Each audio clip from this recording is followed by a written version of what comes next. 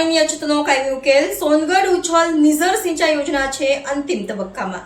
સોનગઢ ઉચ્છલ નિજર ઉદ્વહન યોજનાનું 97% ભૌતિક કામગીરી પૂર્ણ। મંત્રી શ્રી ઈશ્વરભાઈ પટેલે સિંચાઈ યોજનાનું નિરીક્ષણ કર્યું। તાપી જિલ્લાના છેવાડાના તાલુકાઓમાં પાણીની અછત કાયમી દૂર કરવા માટે ₹962 કરોડના ખર્ચે યોજના શરૂ કરવામાં આવી છે।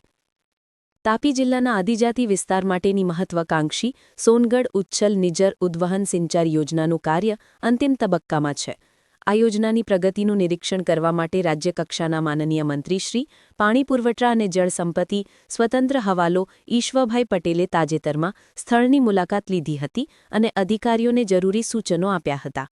₹962.12 કરોડના અંદાજિત ખર્ચે તૈયાર થઈ રહેલી આ યોજનાની 97.35% ભૌતિક અને 94.70% નાણાકીય કામગીરી પૂર્ણ થઈ ચૂકી છે। ઉકાઈ જળાશય આધારિત આ યોજનાનો મુખ્ય ઉદ્દેશ્ય સોનગઢ ઉચ્છલ નિજર અને કુકરમુંડા તાલુકાના ડુંગરાળ વિસ્તારોમાં સિંચાઈની સુવિધા ઉપલબ્ધ કરાવી પાણીની કાયમી અછત દૂર કરવાનો છે। આ યોજના થકી તાપી જિલ્લાના કુલ 136 ગામોની અંદાજિત 27,972 હેક્ટર જમીનને સિંચાઈનો લાભ મળશે, જેનાથી આ તમામ વિસ્તારોના 14,170 ખેડૂત કુટુંબોને સીધો ફાયદો થશે। આ યોજના હેઠળ 404 હયાત ચેક ડેમોને સિંચાઈ થકી ભરવામાં આવશે। મંત્રી શ્રી ઈશ્વરભાઈ પટેલે યોજનાના મુખ્ય પમ્પિંગ સ્ટેશનો અને પાઇપલાઇનના કાર્યનું નિરીક્ષણ કર્યું હતું। તેમણે યોજનાની ઝડપી પ્રગતિ બદલ સંતોષ વ્યક્ત કર્યો હતો। યોજનામાં સ્થાપિત 5 પમ્પિંગ સ્ટેશનો ભીમપુરા, ચાંપાવાડી, સેલોડ, નારણપુરા અને નેવાલે પરના સિવિલ વર્ક, મિકેનિકલ અને ઇલેક્ટ્રિકલ કામગીરી 100% પૂર્ણ થઈ ચૂકી છે, જ્યારે DGVCL અથવા ગેટકો દ્વારા મોટાભાગના પમ્પિંગ સ્ટેશનો પર પાવર કનેક્શનની કામગીરી પણ પૂર્ણ થઈ ગઈ છે। મંત્રીશ્રીએ જણાવ્યું હતું કે આ યોજના તાપી જિલ્લાના ખેડૂતોની આર્થિક સ્થિતિને મજબૂત બનાવવામાં અને કૃષિ ઉત્પાદકતા વધારવામાં નિર્ણાયક સાબિત થશે। બાકી રહેલી તમામ કામગીરી વહેલી તકે પૂર્ણ કરવા માટે સંબંધિત અધિકારીઓને સૂચનો કર્યા હતા। આજરોજ તાપી જિલ્લાની સિંચાઈ વ્યવસ્થા જોવા માટે આવ્યા હતા ત્યારે ચાલુ વર્ષે 345 ફૂટ ફૂલ કેપેસિટીએ ડેમ પણ ભરાયો છે, જેને લઈને 3 લાખ હેક્ટર જેટલી જમીનની અંદર એ સિંચાઈ થવાની છે।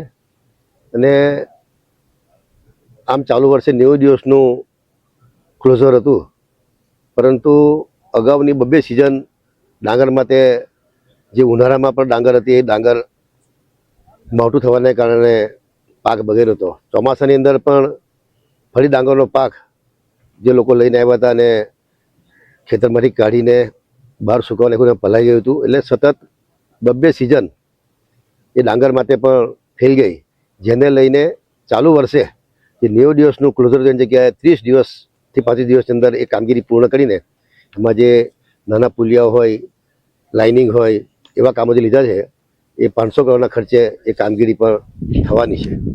બીજું આ વિસ્તારમાં ઉચ્છલ, નિઝર સાથે સાથે કુકરમુંડા આમ ડેમના ઉપરવાસમાં આવવાનો હોવાને કારણે એ વિસ્તારમાં પિયત વ્યવસ્થા નહીવત હતી, પરંતુ રાજ્યના મુખ્યમંત્રી શ્રી ભૂપેન્દ્રભાઈ પટેલ સાહેબ અને આ દેશના વડાપ્રધાન શ્રી નરેન્દ્ર મોદી સાહેબે જે પ્રકારે આવા ટ્રાઇબલ વિસ્તારની અંદર દરેક નદીઓમાં હોય કે ચેકડેમ બનાવીને પાણી રોકાય અને એનાથી ઉદ્વહન સિંચાઈ કરીને એ ઉપરવાસમાં પાણી આપે છે, એના માટેની પણ યોજના ચાલુ કરી છે। એમાં જોઈએ તો અત્યારે ચોમાસામાં જે વરસાદ પડે આ વિસ્તારની અંદર જાન્યુઆરી સુધી પાણી રહેતું હતું, પછી જાન્યુઆરી પછી પીવાના પાણી પણ તકલીફ પડતી હતી।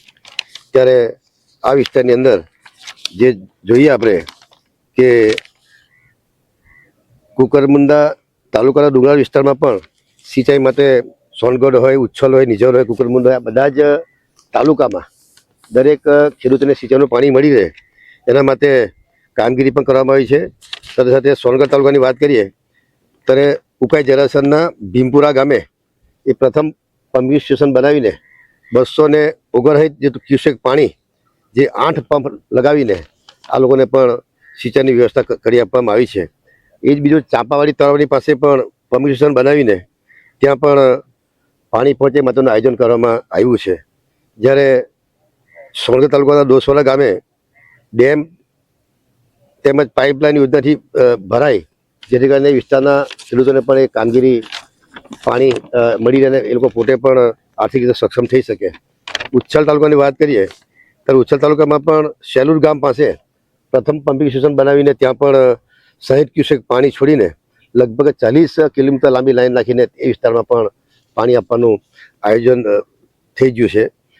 એ સાથે નિઝર તાલુકાની વાત કરીએ તો નિઝરમાં પણ તમામ કામગીરી પૂર્ણ થઈ છે, પરંતુ લાઇટનું કનેક્શન એટલે વીજળીકરણ ટૂંક સમયમાં થઈ જશે એટલે એ પમ્પિંગ સ્ટેશન પણ ચાલુ થવાનું છે. આ વિસ્તારની વાત કરીએ લગભગ 900 કરોડના ખર્ચે આવી ઉદ્વહન સિંચાઈ યોજના દ્વારા છેવાડાના વ્યક્તિઓને કે જે ભૂતકાળમાં પાણી હોવા છતાં પોતાના ગામમાંથી પાણી પસાર થાય પરંતુ પોતા સિંચાઈ પદ્ધતિમાં એટલે પિયત કરી શકતા નહોતા, ત્યારે આજે જોઈએ છે કે આવી ઉદ્વહન યોજના બનાવીને અને નદીની અંદર પણ દર 2-5 કિલોમીટરે ચેકડેમ બનાવીને એક સિરીઝમાં ચેકડેમ બનાવીને તમામ નદીઓમાં પણ પાણીનો જીવન જથ્થો રહે, જેથી કરીને ભૂગર્ભ જળ પણ ઊંચા આવે, એમાંથી પણ ડાયરેક્ટ પમ્પિંગ કરીને લઈ શકે એ પ્રકારનું આયોજન પણ કર્યું છે.